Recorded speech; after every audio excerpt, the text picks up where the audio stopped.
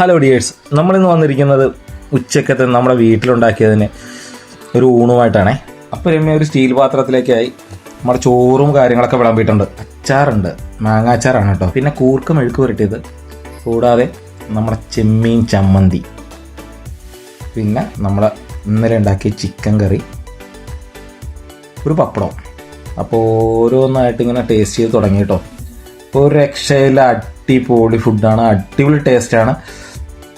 ഇതെല്ലാം കൂടി മിക്സ് ചെയ്ത് കഴിക്കണം, എന്നാലേ അതിൻ്റെ ടേസ്റ്റ് കിട്ടുള്ളൂ. ഈ അച്ചാറും കൂർക്ക മെഴുക്ക് പുരട്ടിയതും ചെമ്മീൻ ചമ്മന്തിയും പിന്നെ നമ്മുടെ ചിക്കൻ കറിയൊക്കെ കൂടി മിക്സ് ചെയ്തിട്ട് ഒരു പീസും കൂടി വെച്ചിട്ടൊന്ന് കഴിച്ചു നോക്കണം മക്കളെ. പൊളി എന്ന് വെച്ചാൽ പൊളി. ഞാൻ എൻ്റെ വൈഫിൻ്റെ കൈപ്പുണ്യോട്ട് പറയണമല്ല കേട്ടോ, അടിപൊളി കൈപ്പുണ്യാണ്, ഒരു രക്ഷയില്ല.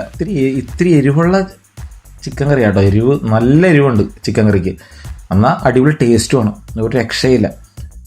എൻ്റെ മച്ചാന്മാരെ ഓരോന്നും വടിച്ച് അങ്ങോട്ട് തേച്ച് കഴിക്കും കേട്ടോ.